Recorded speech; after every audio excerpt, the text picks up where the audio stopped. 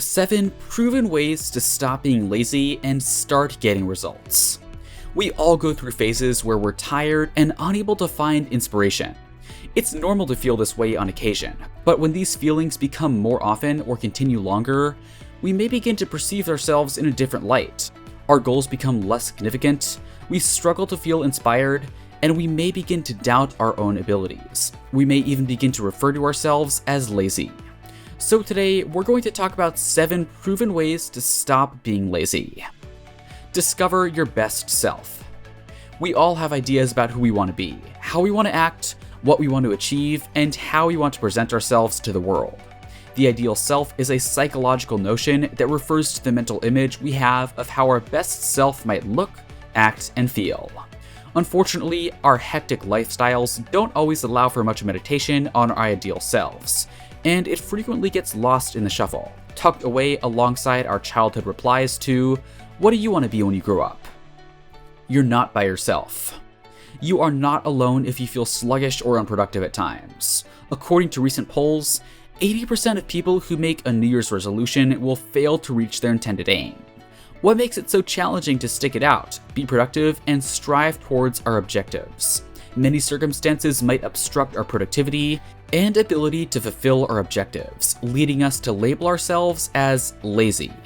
Obstacles might be circumstantial or connected to timing and opportunity, but they can also be created by our attitude, perspective, or methods. Ditch old habits. To make meaningful progress and break free from our old lazy habits, we must first analyze what's impacting our failure to achieve our goals or making us feel less productive than we want.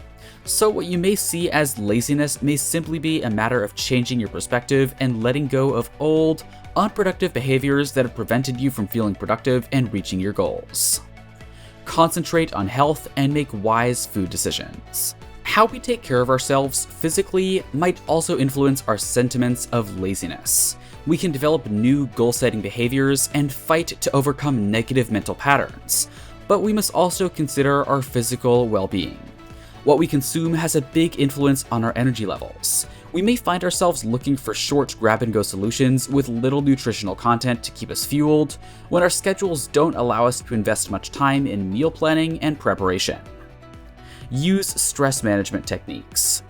We might become physically and emotionally fatigued if we're consistently overscheduled, with expectations placed on us in numerous aspects of our lives. We may find it challenging to take aggressive moves and make decisions in these moments because we're exhausted. When we're exhausted, we may appear to be sluggish when we're truly stressed and overwhelmed. According to the American Psychological Association, some effective stress management techniques including exercise and movement in your daily routine, finding reasons to laugh or grin, boosting your social network, daily meditation or prayer practice. Put sleep first. Our sleeping habits have a significant impact on our energy levels. If you're always tired, you could believe you're getting too much sleep at night or taking long naps throughout the day. Developing a healthy sleep habit can assist you in maintaining a consistent sleep schedule, allowing you to feel more balanced and energized to tackle responsibilities and be more productive. This shift may be difficult if you're a night owl or a napper. However, the ability to start your day with more energy and sustain that energy throughout the day makes the sleep pattern beneficial. What to think about in your sleep hygiene routine. Every night, try to go to bed at the same hour. Sleep for 7 to 9 hours each night. At least an hour before bedtime, limit your screen use. After lunch, limit your caffeine intake. What should you do first? Fortunately, there are some activities you may do to improve your situation or keep on track with your objectives. Make tiny, attainable objectives. You can still want to reach the summit, but breaking it down into smaller goals can make you feel more accomplished and motivated to keep going.